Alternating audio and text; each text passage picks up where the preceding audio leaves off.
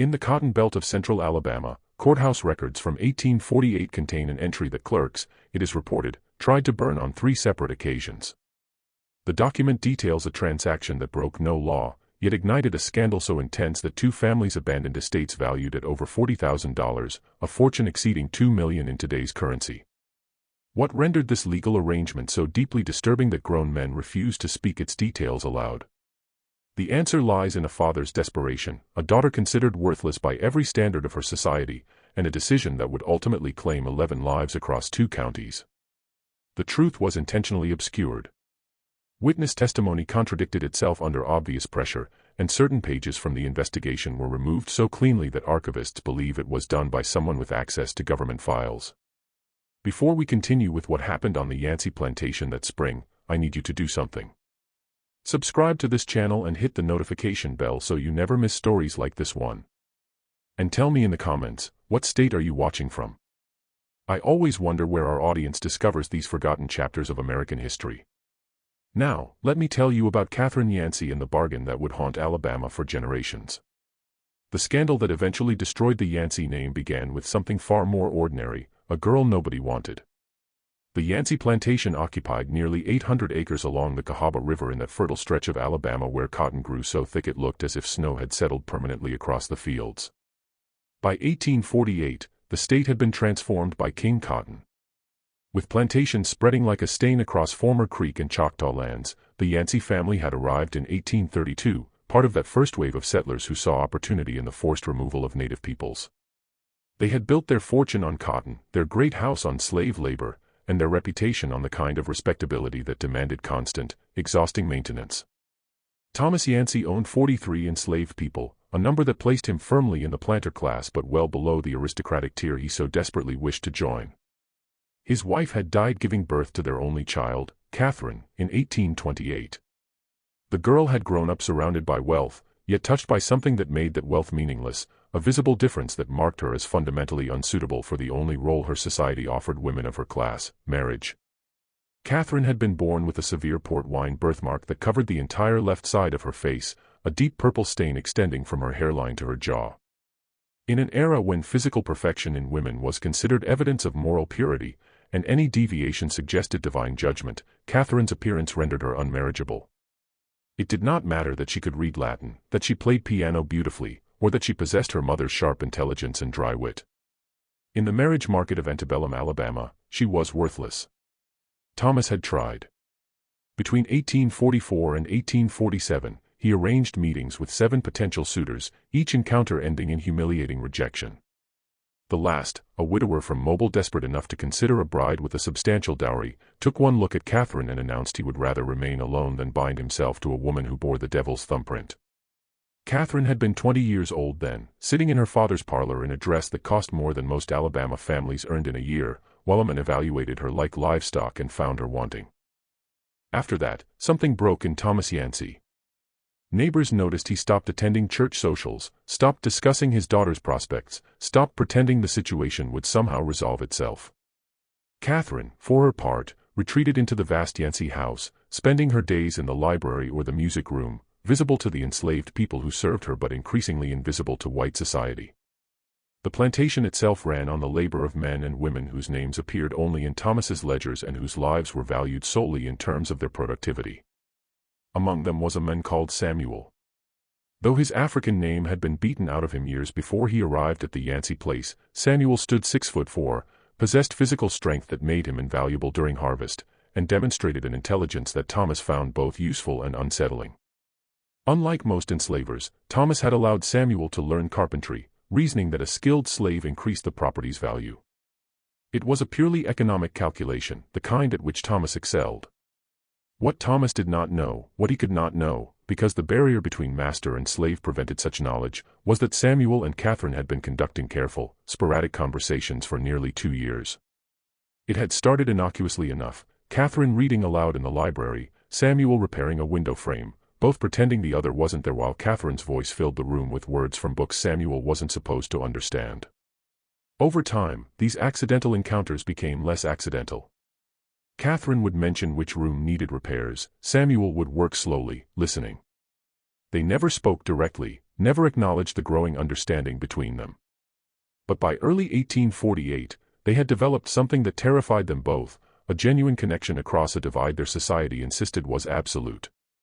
This was Alabama in 1848, a place where the entire social structure depended on maintaining strict boundaries between white and black, free and enslaved, male and female. The state had laws governing every possible interaction, each one designed to prevent exactly what was developing between Catherine and Samuel.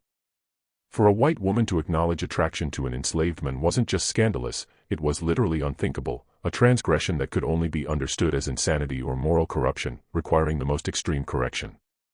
But Thomas Yancey was beginning to think the unthinkable, driven by a desperation that had been building for years. He was 53 years old, watching his daughter approach 30 with no prospects, knowing that when he died, she would be alone in a world that had no place for unmarried women without families to protect them. His brother had already made clear that Catherine would not be welcome in his household. The family reputation, he'd said, couldn't withstand the burden of housing a spinster who served as a visible reminder of bad blood. By March of 1848, Thomas had begun staying up late in his study, drinking imported whiskey and reviewing his options. His ledgers told a clear story: the plantation's value resided in his land and his slaves. Catherine would inherit both, but a woman couldn't run a plantation alone. Society wouldn't permit it, and more practically, she would be prey to every confidence man and scheming overseer in the county. He needed to secure her future, but every conventional path was blocked by her face, by the mark that made her unmarriageable by the standards of their world. On March 17, 1848, Thomas Yancey called Samuel into his study. This was unusual enough to spark anxiety. Enslaved people were never summoned to the master's private rooms unless punishment was imminent. Samuel entered expecting violence, his body already braced against anticipated blows. Instead, he found Thomas seated behind his mahogany desk, looking exhausted in a way that seemed to go beyond physical tiredness. Thomas studied Samuel for a long moment, and then he spoke words that seemed to come from some other reality, some other world where the fundamental rules didn't apply. He told Samuel that he was going to be freed, not immediately, but conditionally. The condition was marriage to Catherine. The silence that followed was absolute. Samuel stood frozen, trying to process words that made no sense. White men didn't free slaves, white fathers didn't offer their daughters to enslaved men. These things didn't happen. They couldn't happen within the logical structure of their world. Thomas kept talking, his voice low and methodical, laying out terms like a lawyer drafting a contract, because that's exactly what this was, a contract that attempted to solve an impossible problem through an unthinkable solution. Samuel would marry Catherine in a private ceremony. After the wedding, he would be freed and given papers documenting his status.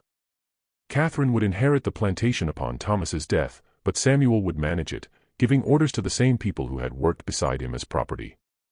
The marriage would give Catherine the social protection of a husband while giving Samuel something he couldn't otherwise dream of: freedom, land, and power. But there was more, details that revealed how carefully Thomas had thought this through, how desperately he needed this arrangement to work. The marriage would not be recorded in any public registry. Samuel would take the surname Cunningham, a common enough name that wouldn't draw attention, and would be introduced to necessary parties as an overseer from Georgia. The story would be that Thomas had hired him, that Catherine had somehow married this stranger, that everything was normal and proper and explainable. The other enslaved people would be told that Samuel had been sold to Georgia, because if they knew the truth, if they understood that one of their number had somehow crossed the ultimate boundary and married into the master's family, the social order would collapse. The white community would be told as little as possible, and what they were told would be lies stacked upon lies, each one designed to prevent anyone from looking too closely at an arrangement that violated every unwritten rule of Southern society. Samuel's response, when he finally managed to speak, was careful. He asked what would happen if he refused. Thomas's answer was simple and devastating: nothing would happen to Samuel directly, but Thomas would sell himself to the sugar plantations of Louisiana, where enslaved people typically died within 5 years. Then Thomas would find another solution, another enslaved man, someone more desperate or less principled. The offer would be made to someone. What Thomas didn't say, but what Samuel understood immediately, was that this wasn't really about Catherine's protection. This was about Thomas's guilt, his desperate attempt to undo the damage of having brought a daughter into a world that had no mercy for women who didn't meet its narrow standards of acceptability. Thomas was trying to buy his way out of his failure as a father, using the one currency he had, a slave's freedom in exchange for taking responsibility for a woman nobody else would have. Samuel asked for time to think. Thomas gave him until sunset. Then he dismissed Samuel with a wave of his hand, the same gesture he'd used 1,000 times before, as if they had just discussed crop rotation or fence repairs instead of fundamentally rewriting the rules of their world. Samuel walked out of that study and directly to the carpentry workshop, where he stood among wood shavings and half-finished furniture, trying to make sense of what had just been offered. Freedom, marriage to a white woman, land, power over people who had shared his bondage, everything he'd dreamed of, wrapped in a package that felt wrong in ways he couldn't quite articulate. He thought about Catherine, about the woman he'd been carefully not thinking about for 2 years, about conversations they'd never quite had and feelings neither could acknowledge. He thought about what it meant to be freed, but only conditionally, only as a favor granted by a desperate father rather than a right claimed by a human being. He thought about explaining to his mother, to his sister, to everyone he'd known in bondage, that he was leaving them behind for a white woman's bed. When Samuel met Catherine that evening, a meeting Thomas had arranged in the library, the room where their strange connection had first developed, she was standing by the window with her back to the door, her posture rigid with tension. She turned when he entered, and for the first time they looked directly at each other without pretense, without the careful fiction that had governed their previous encounters. Catherine spoke first, her voice steady despite the color rising in her unmarked cheek. She told him that she knew what her father had proposed. She also told him, with the brutal honesty of someone who had spent years being evaluated and rejected, that she understood this arrangement offered him something valuable while giving her something she'd never expected to have. She wasn't naive enough to call it love or even real marriage, she called it what it was, a transaction that might benefit them both if they could find a way to make it work. But then she said something that revealed she'd been thinking about this possibility longer than Samuel had, working through implications he was still processing. She told him that if he agreed, he needed to understand what he'd be taking on. He'd be freed, yes, but into a position of permanent suspicion. He'd have papers documenting his status, but those papers would always be questioned by white men who'd assume they were forged. He'd have authority over the plantation's enslaved population, but that authority would come with hatred from people who'd see him as a traitor, as someone who had literally slept his way into the master's house. He'd be neither truly white nor comfortably black, trapped in a middle space that would make him a target for violence from all directions. She also told him, with a directness that bordered on cruel, that she didn't expect love. She didn't expect him to want her or desire her or feel anything beyond the necessary civility required to maintain appearances. What she offered was partnership, a working arrangement between two people society had decided were worthless, finding a way to survive in a world that had no place for either of them. Samuel's response, when it came, was equally direct. He told her he'd agree on one condition, that whatever happened between them, whatever arrangement they made, she would never use her whiteness as a weapon against him. He'd seen what happened when white women accused black men of impropriety, seen men hanged for misunderstandings or deliberate lies, and he wouldn't put himself in that position without assurance. He needed her word that she'd never threaten him, never use the power her skin color gave her to control or punish him. Catherine gave her word. They shook hands, a formal gesture that sealed an utterly informal, completely illegal, thoroughly scandalous agreement. Then Samuel went to find Thomas and give his answer. The wedding took place 3 days later in Thomas's study, with only the three of them present. A Methodist circuit rider, who owed Thomas a substantial gambling debt, performed the ceremony, reading the words quickly and leaving immediately afterward without recording anything in his usual ledger. Thomas had paid him $50, an enormous sum, for his silence and his forgetfulness. Samuel became Samuel Cunningham Freeman, and Catherine Yancey became Catherine Cunningham, wife of a man whose freedom was exactly 20 minutes old. Thomas gave Samuel his papers that same night, documents that described him as born free in Georgia, sold south by destitute parents, and having recently purchased his own freedom through years of skilled labor. The documents were elaborate lies, expensive forgeries that Thomas had commissioned months earlier, suggesting this solution had been in development longer than Samuel had realized.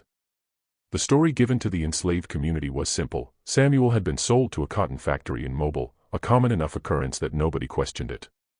The story given to white neighbors was barely more complicated. Thomas had hired an overseer from Georgia, a skilled carpenter who'd helped Catherine with renovations. They'd somehow developed affection, married quickly, and Catherine would remain on the plantation under her husband's management. It was unusual but not impossible, scandalous but not illegal, strange but technically explainable. What nobody explained was why Thomas Yancey, known for his careful maintenance of respectability, would allow such a hasty marriage. What nobody questioned was how a carpenter from Georgia had accumulated enough money to present himself as respectable husband material. What nobody examined too closely was whether Samuel Cunningham's papers were genuine, or how he'd learned to read, or why he sometimes forgot to respond to his new name. The first month passed in careful routine. Samuel moved into the main house into rooms that had been prepared for him, sleeping initially in a separate bedroom because neither he nor Catherine were ready for the intimacy their marriage theoretically sanctioned. He began managing the plantation's operations, giving orders to people who had worked beside him weeks earlier, trying to maintain authority while handling the constant, quiet resistance that comes from subordinates who know exactly where you came from. Catherine retreated further into the house, appearing only when necessary, letting Samuel present himself as the public face of the plantation's management. They had dinner together each evening, formal meals where they discussed crop yields and repair schedules and everything except what they were actually doing, what line they'd actually crossed. The enslaved population knew something was wrong. They didn't know what. The story of Samuel's sale had been accepted because there was no reason to question it, but they recognized that the power dynamics had shifted. The white overseer Thomas had employed for years had quit abruptly, citing health reasons but really because he refused to take orders from a man he suspected wasn't quite white enough to hold authority. A new overseer was hired, a drifter from Mississippi who asked no questions and enforced discipline with a casual brutality that Samuel found stomach-turning but couldn't quite prevent without revealing the fragility of his own position. By summer, the arrangement had settled into something almost functional. Samuel and Catherine had developed a working partnership that included careful affection, though whether that affection was real or performed even they couldn't quite determine. They had begun sharing a bedroom, maintaining appearances for the household staff, who now included 2 enslaved women assigned to Catherine's service. What happened in that bedroom remained private, but servants noticed that Catherine seemed less withdrawn, that she sometimes laughed at Samuel's comments, that she touched his arm when speaking to him in ways that suggested genuine comfort. The plantation was performing well under Samuel's management. He'd implemented several improvements, a new irrigation system, rotating crops on some fields to restore soil quality, reorganizing the work schedules to reduce the brutal punishments the previous overseer had favored. The enslaved population remained wary, but the absence of random violence was creating something that might eventually become grudging respect. But in July, something happened that would ultimately unravel everything Thomas had so carefully constructed. A woman named Dinah, who had been enslaved on the Yancey plantation for 15 years, asked to speak with Samuel privately. What she told him in the carpenter's workshop, where he still retreated when he needed to think, was that she recognized him, not just from his time as enslaved labor. She'd known him his entire life. She'd known his mother, who died during a cholera outbreak in 1842. She'd known his sister, who'd been sold south in 1844 to pay Thomas's gambling debts. Dinah told Samuel that she'd been happy to hear he'd been sold to Mobile, had hoped he might find better circumstances there. But then she'd seen him giving orders, had recognized something in his voice or his bearing, had put together pieces that didn't quite fit. She'd realized the Georgia overseer was actually Samuel, somehow transformed from enslaved to free, somehow married to the master's daughter. She didn't know how it had happened, but she knew it had. And she knew that other people in the enslaved quarters were starting to notice inconsistencies, the way Samuel knew too much about the plantation's history, the way he sometimes slipped into familiar patterns with people he supposedly didn't know, the way Catherine looked at him with something that seemed like genuine affection rather than the careful tolerance white wives typically showed hired overseers. Dinah told Samuel that she wouldn't reveal his secret. But she also told him that secrets like this one couldn't last, that someone else would figure it out eventually, and when they did, the consequences would be catastrophic for him, for Catherine, for Thomas, and probably for everyone in the enslaved quarters who'd be suspected of helping conceal the truth. Then Dinah asked Samuel a question that revealed she understood the moral complexity of his situation better than he did. Did his freedom, his marriage to a white woman, his position of relative power, did any of it justify abandoning the people he'd left behind? His sister was still enslaved, still suffering, still property. His mother's grave was unmarked in the corner of the field where enslaved people were buried without ceremony. And here he was, playing master, giving orders to people who could have been his family, protecting his own comfort by maintaining the system that had destroyed everything he'd loved. Samuel had no answer. He told Dinah that he'd think about what she'd said, that he appreciated her discretion, that he understood her anger. Then he asked her to keep quiet a while longer, just until he could figure out what to do. That evening, Samuel told Catherine everything. He told her about Dinah's recognition, about the growing suspicion in the quarters, about the fundamental instability of their arrangement. He also told her about his sister, about the guilt that had been eating at him since he'd accepted freedom while leaving behind everyone he'd known in bondage. Catherine's response revealed something about her own moral development over those months. She told Samuel that she'd been thinking about the same problem, about the injustice of their arrangement, about how her safety had been purchased with his complicity in enslaving others. She'd been raised to accept slavery as natural and right, but living with Samuel, talking with him as an equal, had made those beliefs impossible to maintain. She proposed something that would either solve their problem or destroy them entirely. They should free Thomas's enslaved people. Not all at once, that would attract immediate attention and probably violence, but gradually, through sales to buyers in northern states who'd immediately free them, through claims that certain individuals had earned freedom through exceptional service, through quiet manipulation of documents and careful transportation to places where they could disappear into free black communities. It was illegal, dangerous, and likely to result in their economic ruin if they succeeded and their execution if they were caught. But Catherine argued that they'd already crossed so many lines, had already violated so many fundamental rules of their society, that this violation at least served a moral purpose rather than just protecting their own comfort. Samuel pointed out the obvious problem. Thomas was still alive, still owned the enslaved population, still controlled the plantation. They couldn't act without his knowledge. And Thomas had shown no indication that he felt any moral qualms about slavery itself. His gesture towards Samuel had been personal and pragmatic, not ideological. Catherine's response was simple: they needed to convince Thomas, or they needed to wait until he died and then act immediately on her inheritance. Either way, they needed to prepare, identify safe destinations, make contacts with underground networks that helped escaped slaves reach freedom, build up enough cash reserves to fund transportation. Over the following weeks, Catherine and Samuel began their careful planning. They couldn't discuss it openly, couldn't write anything down, couldn't involve anyone else without risk. But they began making quiet inquiries, testing whether certain boundaries could be pushed, seeing how far they could go without triggering suspicion. In September, Thomas Yancey collapsed during supper. The local physician diagnosed him with heart disease, told him he had perhaps 6 months to live, and recommended rest and minimal exertion. Thomas took the news with surprising calm, as if he'd been expecting it, as if this was just one more piece of bad fortune to be managed. What Thomas didn't expect was how his declining health would shift the power dynamics he'd so carefully balanced. As he grew weaker, Samuel and Catherine assumed more complete control of the plantation. The enslaved population began to understand that Samuel wasn't just an overseer serving at Thomas's pleasure, he was going to be the permanent master after Thomas died. This realization created new tensions, new questions about what Samuel's authority might mean for them. In October, a man calling himself a slave catcher arrived at the plantation, claiming he was tracking a fugitive who matched Samuel's description.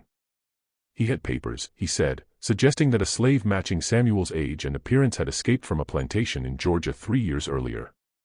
The papers were obvious forgeries, the dates didn't match, the physical description was too vague. But they didn't need to be convincing, they just needed to be plausible enough to create doubt.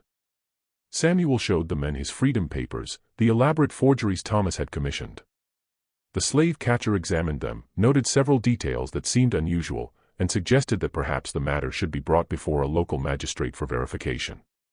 Catherine intervened, offering the men $50 to verify his records more carefully. The men counted the money, smiled, and left without another word. They'd been extorted, not investigated. But the incident revealed how vulnerable Samuel's position really was. Any white man with minimal creativity could threaten him, could question his papers, could force him to prove his freedom over and over again while draining their resources through bribes and legal fees. More concerning was what happened next. Word of the slave catcher's visit spread through the white community, carried by the overseer who'd witnessed the confrontation. Suddenly, neighbors who'd previously accepted Samuel as a peculiar but legitimate overseer began asking questions. Where exactly in Georgia had he come from? Why were his freedom papers signed by a notary nobody had heard of? Why did an educated northern abolitionist who visited the plantation in November, looking to purchase cotton, comment that Samuel's speech pattern seemed more consistent with an Alabama upbringing than Georgia origins? The suspicion was still vague, still unformed, but it was growing. Catherine tried to manage it through social engineering, hosting small gatherings, presenting Samuel as her devoted husband, showing that they were proper and respectable and exactly what they appeared to be. But she couldn't control the whispers, couldn't prevent people from noticing that Samuel seemed too comfortable with enslaved people, too familiar with plantation operations, too knowledgeable about local history for someone who'd supposedly arrived only months earlier. In December, Thomas died. His death was peaceful, attended by Catherine and Samuel, witnessed by the physician who diagnosed his heart condition. The funeral was well attended, with neighbors offering condolences to Catherine and cautious courtesy to Samuel. Thomas was buried in the family plot next to his wife under a headstone that made no mention of his daughter's scandalous marriage or his final desperate attempt to secure her future. Catherine inherited everything as Thomas's will specified: the plantation, the land, the enslaved people, and all associated property. Samuel, as her husband, assumed legal control of her inheritance under Alabama's coverture laws, which stripped married women of independent property rights. Suddenly, the arrangement Thomas had constructed was fully realized. Samuel, born into slavery, now owned the people he'd lived among, worked beside, and loved as family. The situation was impossible and getting worse. The enslaved population had figured out at least part of the truth, and they were angry. They understood that Samuel had escaped bondage through marriage to a white woman while leaving them behind in chains. Some saw him as a traitor, others as someone to be pitted for the impossible position he'd been maneuvered into, but none trusted him. The white community's suspicion had crystallized into active investigation. A group of neighboring planters had hired a lawyer to examine Samuel's freedom papers and Catherine's marriage records, looking for irregularities that might void the arrangement and allow them to claim the plantation through various legal mechanisms. The scrutiny was supposedly about protecting community standards, but it was really about wealthy white men not wanting to accept a black man, freed or not, controlling land and enslaved people. In January of 1849, Catherine made a decision that she hadn't discussed with Samuel, that he never would have approved if she had. She began quietly selling enslaved people to a Quaker merchant from Pennsylvania who'd contacted her after Thomas's death, expressing interest in purchasing field hands for a manufacturing operation in the North. The merchant was part of an underground network that freed purchased slaves immediately upon arrival in Pennsylvania. The merchant's name was Josiah Fletcher, and he'd been doing this work for 7 years, moving through the South with legitimate business credentials that allowed him to purchase enslaved people without arousing suspicion. He'd heard about the Yancey plantation through networks that existed beneath the surface of normal commerce, whispered recommendations from other abolitionists, coded messages in northern newspapers, information passed between free black communities who tracked which white Southerners might be sympathetic to their cause. Fletcher's initial contact with Catherine came through a carefully worded letter discussing industrial labor needs and the quality of Alabama field workers. Catherine understood immediately what he was really offering. She responded with equal care, using language about workers seeking new opportunities and arrangements that might benefit all parties. They met once in late December in the parlor of a Montgomery boarding house where Catherine had claimed to be visiting a sick aunt. Fletcher laid out his terms clearly. He would pay market rates for enslaved people, provide legitimate bills of sale, and transport them north through a series of safe houses that would eventually deliver them to Pennsylvania as free people. The risk was enormous. If discovered, Catherine would face charges of slave stealing, a crime that carried the death penalty in Alabama. Fletcher would be imprisoned or killed, and the freed people would be returned to slavery, probably under much worse conditions than before. But Fletcher told Catherine something that stayed with her. In 7 years of this work, he'd freed over 200 people.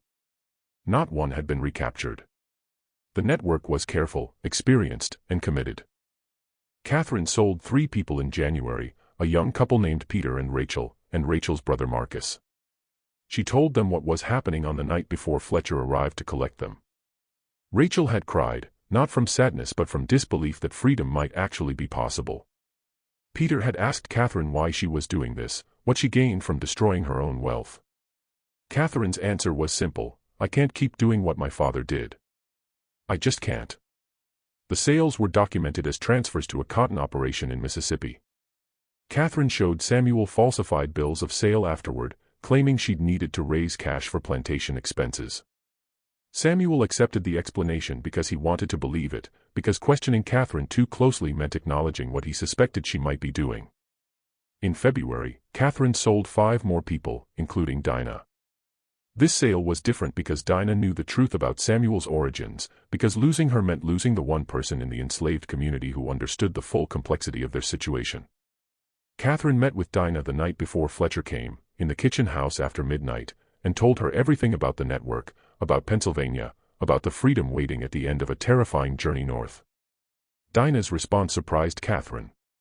She wasn't grateful or relieved, she was angry. She told Catherine that freedom for a handful of people didn't change the fundamental evil of the system. That selling some while keeping others was just choosing who to save and who to abandon. She asked Catherine what gave her the right to decide who got freed first, who had to wait, who might never get chosen at all. Catherine had no good answer. She told Dinah that she was doing what she could, that freeing everyone at once would trigger immediate investigation, that gradual sales were the only way to avoid detection. Dinah replied that gradual sales meant someone always remained enslaved, someone always drew the short straw, someone always had to watch others leave for freedom while staying behind in bondage. They argued for over an hour, voices rising despite the need for secrecy, each woman defending a position that made sense from her perspective but looked monstrous from the others. Finally, Dinah told Catherine she'd accept freedom because refusing it wouldn't help anyone, but that Catherine shouldn't expect forgiveness or gratitude for fixing a problem white people had created in the first place. The conversation shook Catherine badly. She'd been thinking of herself as morally courageous, as someone taking real risks to do the right thing. Dinah's anger forced her to recognize that her courage still came from a position of power, that even in liberation she was exercising control over black lives, deciding fates according to her own judgment rather than allowing people to determine their own paths. But she continued the sales, accelerating them through March and April, 7 people in March, 9 in April. Each sale followed the same pattern, late-night conversation revealing the truth, emotional reactions ranging from joy to suspicion to Dinah's angry acceptance, Fletcher's arrival with cash and forged documents, and then the careful journey north, beginning with a wagon ride to Montgomery disguised as a normal commercial transfer. Samuel discovered the plan in late April when a woman named Sarah told him what was happening. Sarah had been selected for the next group leaving in May, and she'd come to Samuel because she had a question. Should she trust Catherine, or was this some elaborate trap designed to identify people willing to escape so they could be punished as examples? Sarah's suspicion made sense. Enslaved people lived in constant awareness that trust could be weaponized against them, that apparent kindness might be a test designed to justify cruelty. She'd seen people punished for expressing desire for freedom, had watched the system turn slaves against each other through strategic rewards and punishments. Why should she believe that Catherine Yancey's daughter was actually helping rather than gathering evidence of disloyalty? Samuel's response revealed how much he'd changed over the past year. He told Sarah the truth about his own origins, about his marriage to Catherine, about Thomas's desperate solution and its unexpected evolution into something resembling genuine partnership.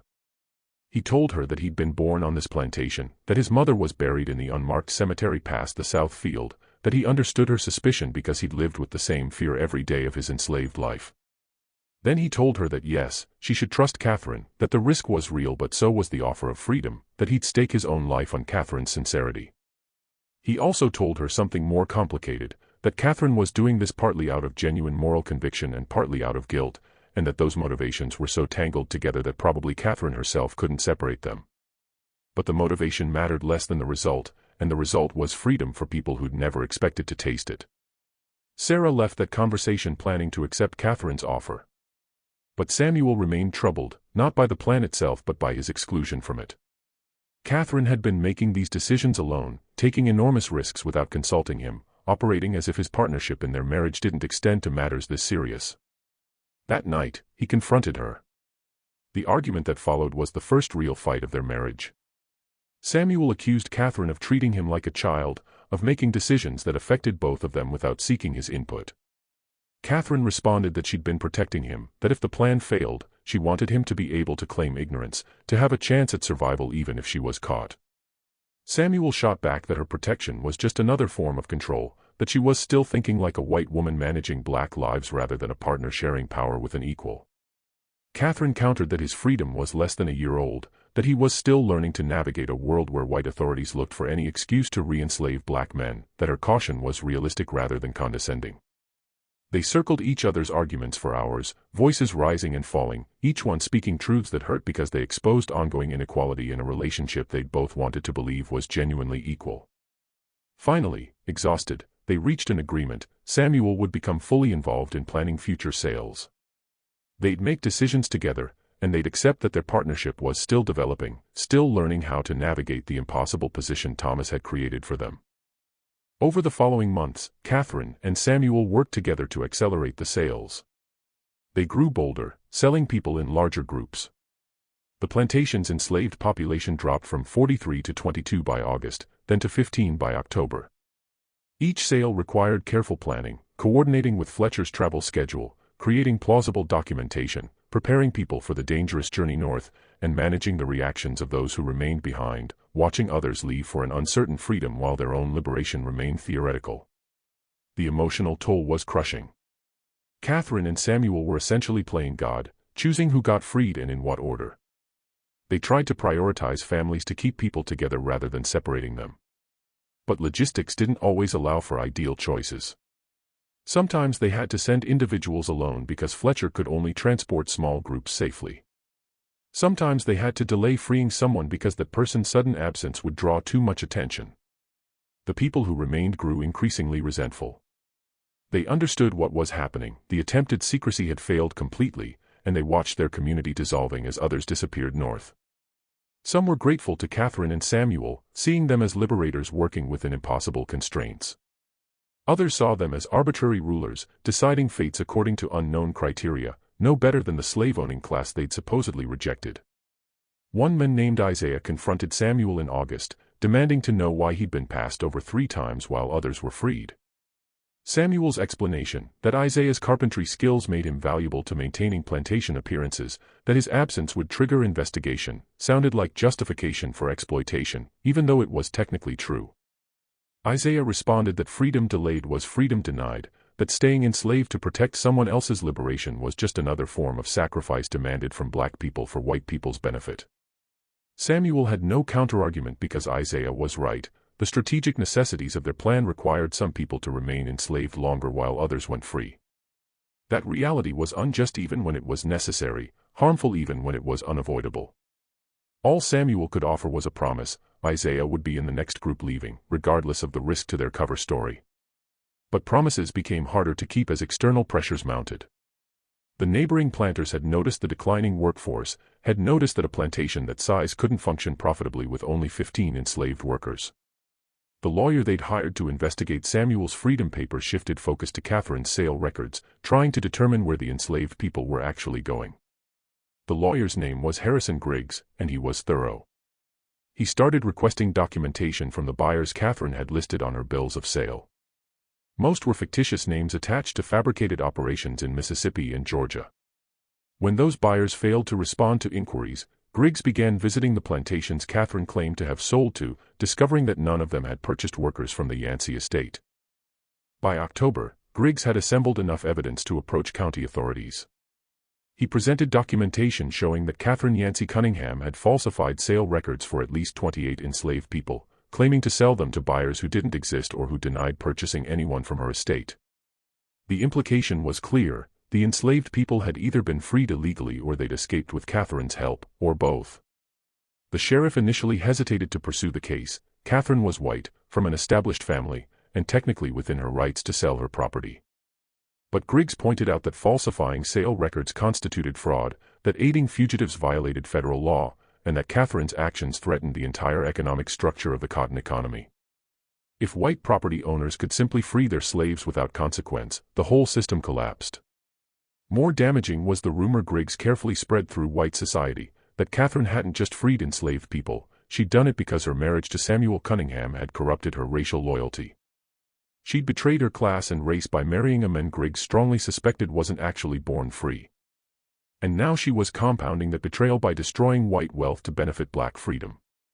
The argument was explicitly about protecting white supremacy, and it worked because that's what the system was designed to protect. The pressure intensified through October.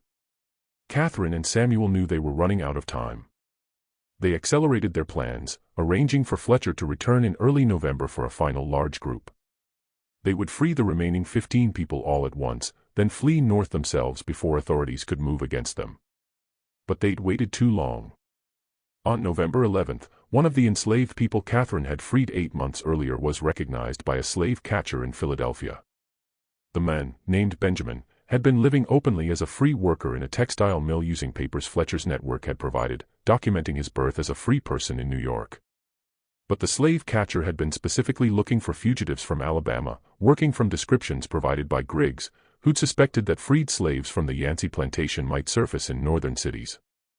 Benjamin was arrested, questioned, and threatened with return to slavery under the Fugitive Slave Act. The interrogation was brutal, hours of threats and manipulation designed to break his resistance. Eventually, terrified and believing he had no choice, Benjamin revealed that he'd been freed by Catherine Cunningham of Alabama, that she'd sold him to a Quaker merchant who'd transported him north and given him freedom. The information traveled back to Alabama within days, carried by Griggs himself, who'd gone to Philadelphia specifically to verify his suspicions. He returned with Benjamin's signed statement, with descriptions of the Quaker merchant, and with enough evidence to secure arrest warrants for Catherine and Samuel on charges of slave stealing, conspiracy to aid fugitives, fraud, and violation of the Fugitive Slave Act. On November 18, 1849, Sheriff James Hartwell arrived at the Yancey plantation with a warrant for Catherine's arrest. Samuel was named as a co-conspirator. They had 3 hours to gather evidence for their defense before being transported to the county jail. The sheriff brought 4 deputies with him, expecting resistance or escape attempts. Instead, he found Catherine and Samuel sitting in the parlor as if they'd been waiting for this moment. Catherine was reading, Samuel was reviewing crop reports. They both looked up when Hartwell entered, and neither seemed surprised. Hartwell read the charges aloud, his voice carrying the formal tone required by law but also something else, a note of discomfort that suggested even he found this arrest troubling despite its legality. When he finished, Catherine asked a single question, "May we have time to put our affairs in order?" Hartwell granted them 3 hours, a courtesy he later claimed was standard procedure but which actually reflected his ambivalence about arresting a white woman from an established family. He stationed deputies at all exits to prevent escape, then waited in the entrance hall while Catherine and Samuel prepared for imprisonment. They used those 3 hours with strategic precision. First, they burned documents. Catherine had kept careful records of everyone she'd freed, names, dates, destinations, and contacts in Fletcher's network. She fed these papers into the parlor fireplace, one by one, watching decades of evidence turn to ash. Samuel destroyed correspondence with Fletcher, letters that would have identified other abolitionists in the network, anything that might lead authorities to the people they'd already freed or to others still working to undermine slavery. While documents burned, they also wrote letters. Catherine composed a message to Fletcher warning him not to return to Alabama, that the network had been compromised.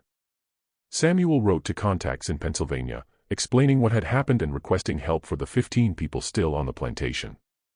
These letters would be smuggled out by Sarah, who'd been assigned to serve Catherine until the sheriff arrived, who'd watched everything with wide eyes and finally understood that Catherine and Samuel had never planned to escape. Then Catherine did something that would shape how this story was remembered. She wrote a detailed confession.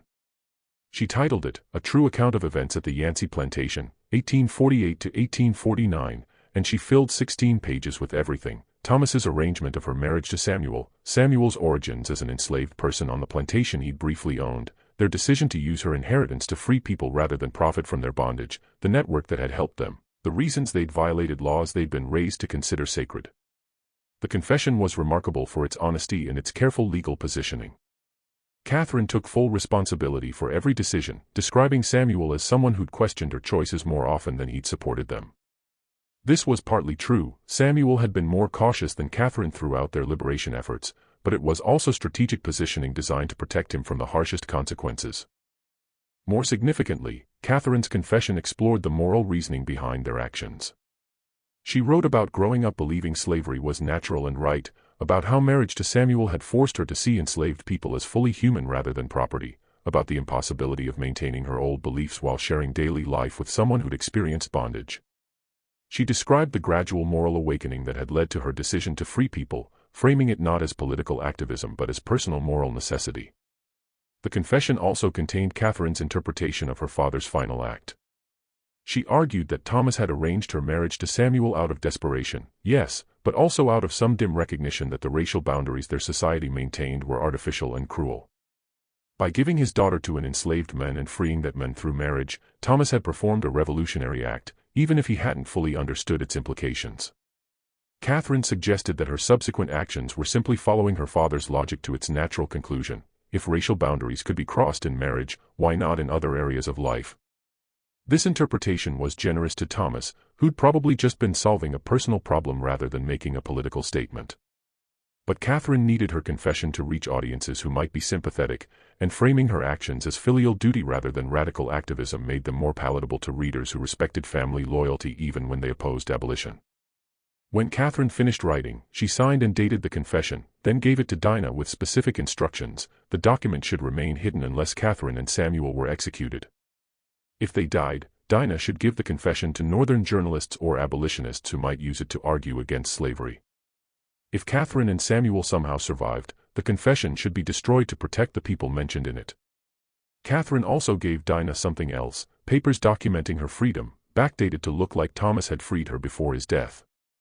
The papers were obvious forgeries. Catherine wasn't skilled at legal documentation, but they might provide some protection if Dinah could escape north before authorities examined them too closely. Along with the papers, Catherine gave Dinah $50, the last of the cash reserves she hadn't spent on freeing people.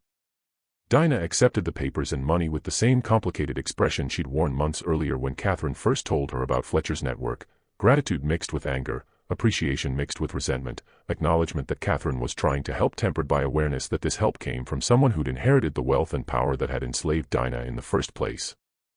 Their final conversation was brief. Dinah told Catherine that she'd keep the confession safe, that she'd honor Catherine's instructions about when to release it. Then she said something that seemed to cost her significant effort: "You did better than most. That matters even if it wasn't enough." Catherine had no response to that. She just nodded, then turned away before emotion could overwhelm the careful control she'd been maintaining since Sheriff Hartwell arrived. Samuel spent his final hours in freedom walking the plantation grounds, saying goodbye to places that held complicated memories. He visited the field where his mother was buried in an unmarked grave, standing for long minutes in silence over ground that held people who died in bondage, whose names were forgotten, whose lives were reduced to entries in Thomas Yancey's ledgers. He visited the carpenter's workshop, where he'd first processed Thomas's impossible offer, where he'd learned to be free while surrounded by enslaved people, where he'd built furniture for a house he'd once served. He also spoke with each of the 15 people who remained enslaved on the plantation, apologizing for failing to free them before being caught, trying to explain why some had been freed while others remained. These conversations were painful for everyone involved.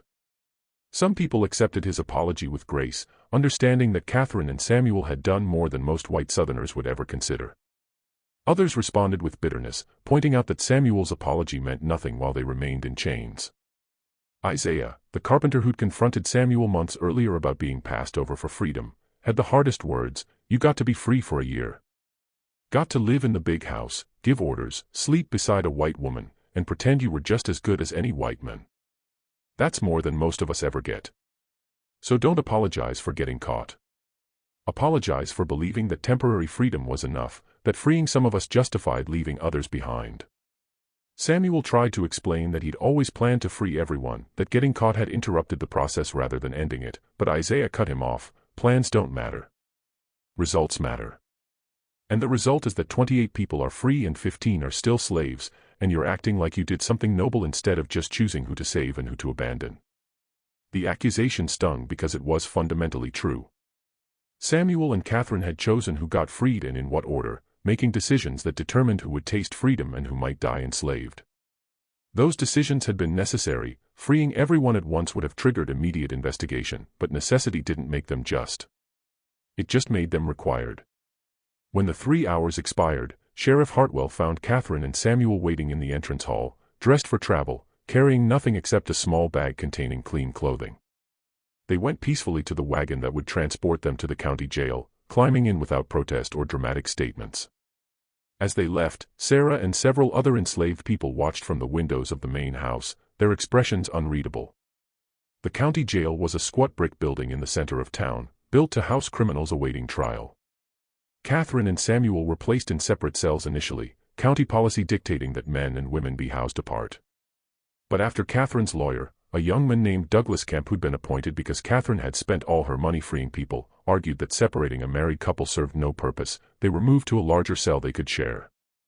The cell was 10 by 12 feet with a single barred window, 2 narrow beds, and a bucket for sanitation. It was cleaner than cells used for black prisoners, who were typically held in a basement area with no windows and minimal ventilation. Even in jail, racial hierarchy persisted. They spent their first night in silence, each processing what was coming. The trial would be perfunctory, the evidence against them was overwhelming, and neither planned to deny what they'd done. The sentence would almost certainly be death. Alabama law prescribed execution for slave stealing, and what they'd done was textbook violation of that law. Catherine broke the silence around midnight, speaking into the darkness of their cell. "Do you regret it?" Samuel's answer came after a long pause. "I regret that we didn't move faster. I regret that 15 people are still enslaved because we were too careful, too worried about getting caught. But I don't regret trying." They talked through the night, reviewing decisions and choices, examining paths not taken. They discussed whether they should have freed everyone immediately after Thomas's death, accepting the certainty of quick capture in exchange for complete liberation. They discussed whether Samuel should have refused Thomas's original offer, remained enslaved, perhaps attempted escape north rather than accepting freedom through marriage. These conversations were ultimately pointless. The past couldn't be changed, but they needed to process their choices, needed to examine whether they'd done the right things or just the expedient things, needed to determine whether their actions had been genuinely moral or just selfishly disguised as morality. Around dawn, Catherine articulated something both of them had been thinking but neither had said aloud. "We're going to die because we tried to be good while trapped in something evil. And the evil will continue after we're dead, and the people we freed might be recaptured, and everything we tried to do might end up meaning nothing." Samuel's response was quiet but firm. 28 people got to taste freedom. That's not nothing. Even if they're all recaptured tomorrow, they'll have had days or weeks or months of being free. They'll have known what it feels like to make their own choices, to walk away from cruelty, to imagine futures they control. That matters, even if it doesn't last. It was the most optimistic thing either of them could say, and it barely qualified as optimism, but it was what they had. The hope that brief liberation was better than no liberation, that trying and failing was better than never trying at all. The trial began on November 27, 9 days after their arrest. The prosecution was handled by District Attorney Marcus Wellesley, an ambitious man who saw this case as an opportunity to demonstrate his commitment to protecting slavery against internal threats. His opening statement framed Catherine and Samuel not just as criminals but as traitors to their race and region, people who'd violated sacred trusts to serve an agenda that would destroy Southern civilization. Wellesley's case was straightforward and devastating. He presented Catherine's falsified sale records, testimony from Harrison Griggs about his investigation, and Benjamin's statement from Philadelphia describing how he'd been freed. He called neighboring planters who testified about the suspicious decline in the Yancey plantation's workforce. He presented expert testimony from a document examiner who identified multiple forgeries in Catherine's bills of sale. Most damaging was Wellesley's presentation of evidence about Samuel's true origins. He called witnesses from the enslaved community who testified that Samuel had been born on the Yancey plantation, that he'd lived as an enslaved person until late 1848, that his sudden transformation into Samuel Cunningham, freeman from Georgia, had been implausible and suspicious. He presented Thomas Yancey's ledger showing Samuel listed as property worth $1,200 through 1848, then mysteriously absent from subsequent records. Wellesley argued that Samuel's freedom papers were fraudulent, that his marriage to Catherine was therefore invalid, and that his entire legal existence was built on forgery and deception. This argument had significant implications. If Samuel had never been legitimately freed, then his marriage was void, which meant Catherine's inheritance was still legally hers alone, which meant Samuel could be re-enslaved and Catherine could be prosecuted without the complication of having a legal husband. The defense strategy was minimal and ineffective. Douglas Kemp, Catherine's appointed lawyer, tried to argue that she'd been manipulated by Samuel, that she'd been seduced or coerced into betraying her race and class. The argument was offensive. It relied on racist assumptions about black men as dangerous corruptors of white women, but it was the only defense that might save Catherine's life. Catherine refused to support it. When Kemp called her to testify in her own defense, she systematically destroyed his strategy by taking full responsibility for every decision. She testified that the idea of freeing enslaved people had been hers, that Samuel had initially opposed it as too dangerous, that she'd made all final decisions about who would be freed and when. She described Samuel as a cautious partner who'd questioned her judgment more often than he'd encouraged her actions. Her testimony was essentially a confession delivered clearly and without apparent remorse.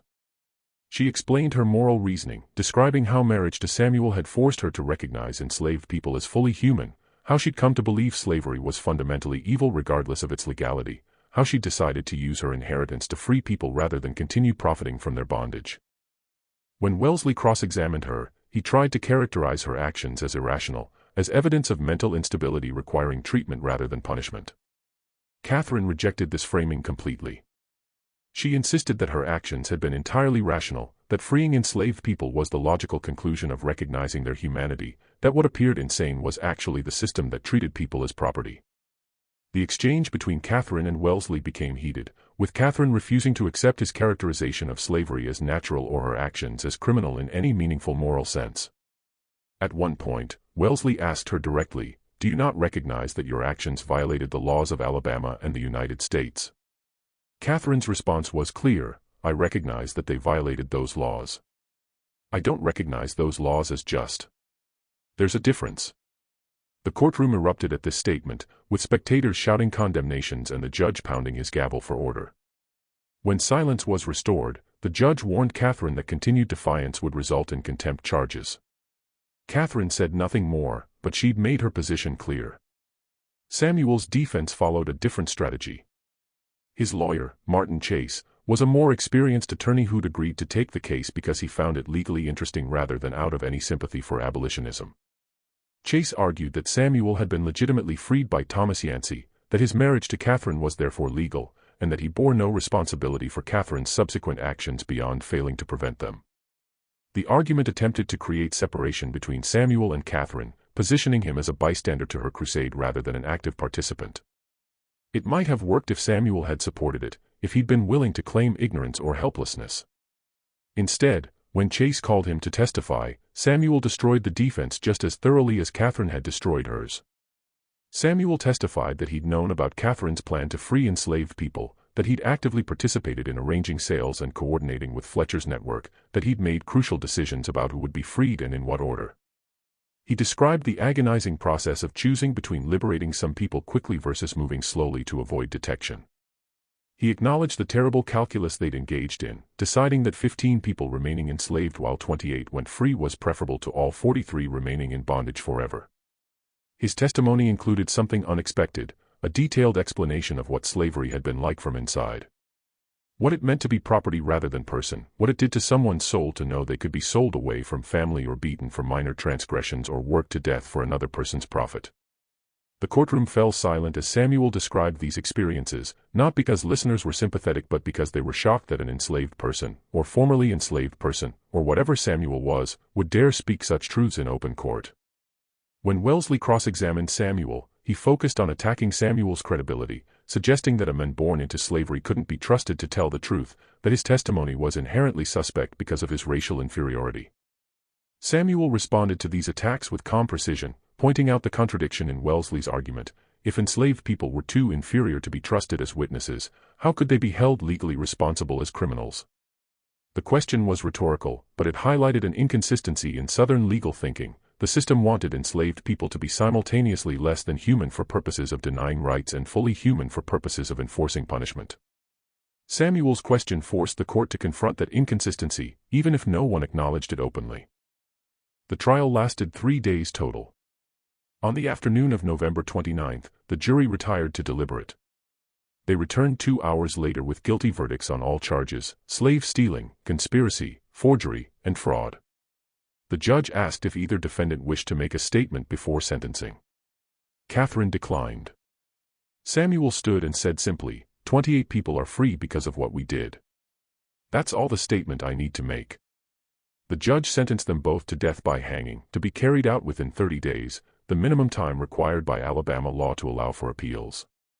He also ordered that after execution, their bodies be buried outside consecrated ground, that their graves remain unmarked, and that their names be struck from family records as punishment for betraying their race and society. They were returned to their cell to await execution. The date was set for December 27, exactly 1 month after sentencing. For most of that month, they received no visitors except their lawyers, who made perfunctory appeals that were quickly denied. Douglas Kemp apologized to Catherine for his ineffective defense. Catherine told him there had been no effective defense possible, that the outcome had been predetermined by evidence and social necessity. During those final weeks, Catherine and Samuel settled into strange routines. They played cards with a deck provided by a sympathetic guard. They read books from a small library the jail maintained for prisoners. They talked about their childhoods, about memories and dreams, and all the conversations they'd never quite had during their brief marriage. They were in some ways more genuinely married in that cell than they'd been during their year of freedom, when they'd been so focused on liberation work that they'd barely had time to know each other as people. On December 20th, a week before their scheduled execution, something unexpected happened. Josiah Fletcher appeared at the jail requesting permission to visit Catherine and Samuel as their spiritual advisor. The request was approved, condemned prisoners had the right to religious counsel, and Fletcher was allowed into their cell for an hour. Fletcher brought news from Pennsylvania. The 28 people Catherine and Samuel had freed were safe, scattered across multiple cities and towns, living under new names with documents identifying them as born free.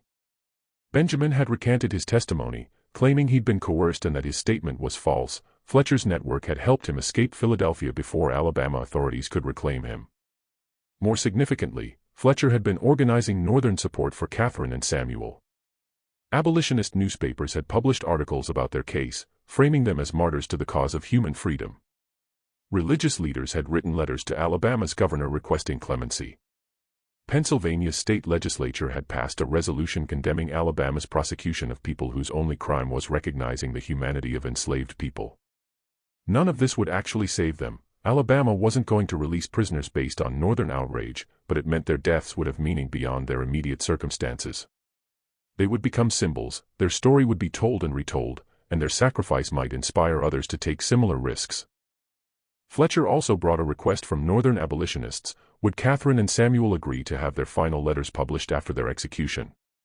The letters could reach audiences that needed to understand the moral bankruptcy of slavery, could humanize the abstract debates about bondage and freedom, could demonstrate that the system was so evil that even white Southerners who'd been raised to accept it sometimes came to recognize its fundamental injustice. Catherine and Samuel agreed. They spent the next several days writing letters that Fletcher would carry north, testimonies to be published after their deaths. Catherine wrote about her moral journey from accepting slavery as natural to recognizing it as evil, about the impossibility of being good within systems designed to make goodness impossible, about a hope that future generations would find better solutions than the ones available in 1849. Samuel wrote about what slavery had done to him and his family, about the permanent damage caused by treating humans as property, about the courage required to resist systems that claimed divine sanction and natural law as justification. These letters would eventually be published in multiple Northern newspapers, reaching thousands of readers and contributing to the growing abolitionist movement. But Catherine and Samuel would never know their impact, would never see how their words would be used to argue against the system that was about to kill them. On the evening of December 26th, the night before their scheduled execution, Catherine and Samuel were given their final meal. The jail provided better food than usual: roasted chicken, fresh bread, vegetables from local farms. They ate together, talking quietly about nothing in particular, avoiding discussion of what would happen in the morning. Around midnight, after the guards had completed their final rounds, Samuel asked Catherine the same question she'd asked him weeks earlier: "Do you regret it?" Catherine thought for a long moment before answering, "I regret that we couldn't do more. I regret that 15 people are still enslaved.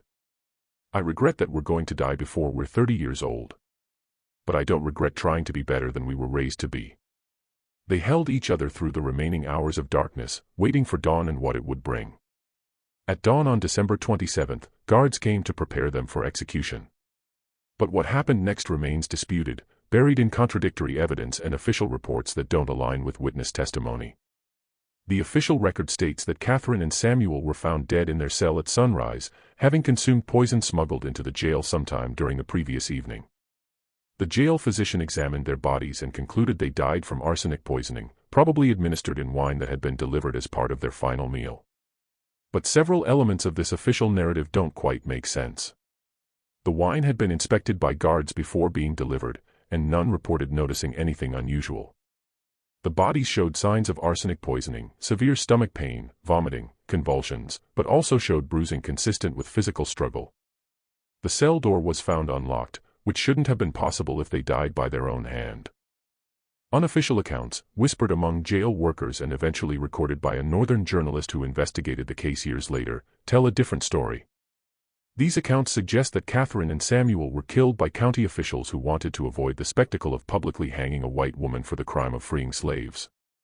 A public execution would have attracted attention, would have required officials to explain exactly what crime justified Catherine's death, would have forced the community to confront the moral implications of executing someone for acting on conscience rather than self-interest. Poison in the cell was cleaner, easier to explain, and allowed authorities to present Catherine and Samuel's deaths as voluntary rather than state-sanctioned murder. It preserved the fiction that they'd recognized the evil of their actions and chosen death over public shame. A third theory, supported by fragmentary evidence and persistent rumors, suggests that outraged citizens broke into the jail and killed Catherine and Samuel before official execution could occur. This theory is based on witness reports of unusual activity around the jail on the night of December 26, of men gathering in small groups and dispersing quickly when questioned, of guards who seemed unusually distracted during their final rounds. This version suggests vigilante justice, private revenge carried out by people who believed Catherine and Samuel deserved worse than official execution. The bruising on their bodies, the unlocked cell door, the conveniently timed suicide, all these elements support this interpretation. The truth is probably some combination of these theories, a messy reality that official records had to simplify into a clean narrative. What's certain is that Catherine and Samuel died in that cell on December 27, 1849, and that their deaths were presented as voluntary suicides to avoid complications that would follow from more honest accounting. Their bodies were buried that same day before sunset in unmarked graves outside the county cemetery. The location was deliberately obscured. No one wanted their graves to become pilgrimage sites for abolitionists or rallying points for people who might sympathize with their cause. The few people who attended the burial were sworn to secrecy about the exact location. The 15 enslaved people who remained on the Yancey plantation when Catherine and Samuel were arrested were sold at auction to settle the estate's debts. The auction occurred on January 4, 1850, less than 2 weeks after Catherine and Samuel's deaths. The people were sold individually rather than as families, scattered across multiple buyers, their fates unknown and unrecorded. But the 28 people Catherine and Samuel had managed to free remained free. Pennsylvania authorities refused to cooperate with Alabama's attempts to recover them, citing technical problems with extradition requests. Fletcher's network helped them establish new identities and find work in northern cities. Some eventually joined the abolitionist movement, speaking publicly about their experiences in slavery and their liberation through Catherine and Samuel's efforts. Their testimonies contributed to the growing northern opposition to slavery, providing human faces to abstract political debates. Dinah, who'd received freedom papers from Catherine, made it north safely. She settled in Philadelphia, working as a seamstress and eventually marrying a freeman who'd been born in New Jersey. She kept Catherine's confession hidden for 30 years, exactly as instructed. In 1879, she gave it to William Lloyd Garrison, Jr., a journalist investigating the history of slavery in Alabama. Garrison published excerpts in his newspaper, causing a brief scandal and renewed debate about the Yancey case. The confession's publication prompted several responses. Some northern readers praised Catherine and Samuel as martyrs to human dignity. Some southern readers dismissed the confession as abolitionist propaganda, claiming it was fabricated or heavily edited to serve political purposes. Historians debated its authenticity, questioning whether anyone could really have crossed so many boundaries in pursuit of something resembling justice. But the confession's core details aligned with other evidence: trial testimony, courthouse records, witness statements. The basic facts were undisputed. Catherine Yancey had married an enslaved man freed by her father, had inherited a plantation, and had used that inheritance to free people rather than profit from their bondage. She and her husband had been caught, tried, and executed. The moral interpretation of these facts remained contested, but the facts themselves were real. The Yancey plantation was sold at auction in February 1850. The buyer was a cotton merchant from Mobile named Charles Thornberry, who transformed it into one of the largest operations in the county. Thornberry worked the land hard, purchasing additional enslaved people and maximizing cotton production. The plantation remained profitable until Union forces occupied the area during the Civil War, when enslaved people left en masse, making continued operation impossible. The main house burned in 1868 in a fire that was never properly investigated. Some blamed the fire on former enslaved people taking revenge on a site of their oppression. Others suggested it was burned by former Confederates angry about losing the war. The real cause was probably mundane, electrical problems or abandoned stoves, but the symbolic interpretations persisted. After the fire, the land was subdivided and sold to multiple buyers. The old Yancey plantation ceased to exist as a distinct entity, absorbed into other properties, erased from maps as a specific location. The places where Catherine and Samuel had lived, where they'd made their impossible marriage work, where they'd planned liberations and watched some people go free while others remained behind, all of it was plowed under, built over, forgotten by everyone except historians and descendants of the people whose lives had been briefly transformed by two people's desperate attempt to be good within a system designed to make goodness impossible. Today, nothing marks where Catherine and Samuel are buried. Nothing marks where Thomas constructed his desperate solution to Catherine's unmarriageability. Nothing marks where 28 people were freed through illegal sales before the system caught up with them and reasserted its control.